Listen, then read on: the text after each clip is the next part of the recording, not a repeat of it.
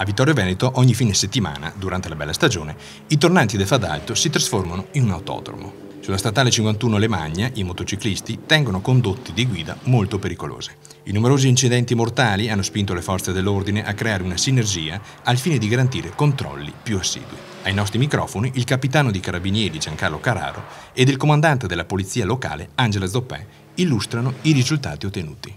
Da 3 anni a questa parte abbiamo nel periodo estivo, soprattutto nei fine settimana, allacciato una collaborazione con le altre forze di polizia, in particolare polizia locale e polizia stradale, per il controllo di tutte le principali arterie stradali, in particolare quella del Fadalto. E mi sento anche di prospettare dei buoni risultati che ci hanno portato attraverso questi controlli a fare un'azione soprattutto preventiva più che repressiva. Dopo il primo anno di controlli in cui effettivamente sono stati sanzionati diversi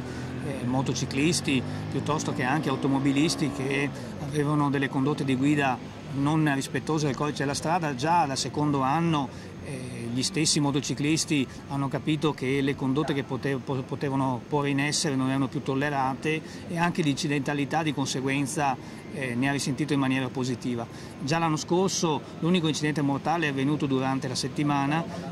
da parte di un singolo motociclista e nel momento in cui invece riusciamo a fare i controlli questi incidenti sono diminuiti notevolmente e anche l'attività di contravvenzione al codice della strada ne ha risentito positivamente, quindi siamo anche fiduciosi che quest'anno attraverso la nostra presenza di poter mantenere un basso profilo di incidentalità e speriamo anche nella collaborazione, nella sensibilità del motociclista piuttosto che dell'automobilista affinché possa adottare tutte quelle cautele che sono necessarie per quel tratto di strada. Noi facciamo tanta attività di prevenzione con delle pattuglie dislocate lungo il tratto interessato, soprattutto nei fine settimana. Pattuglie che sono miste nel senso che lavoriamo anche in sinergia con il comune di Farra dal Pago, col comando di Farra dal Pago e quindi riusciamo a presidiare gran parte del territorio. La nostra attività in primis è di prevenzione, cerchiamo la collaborazione di tutti affinché la sinistrosità sulle strade continui a diminuire sempre più.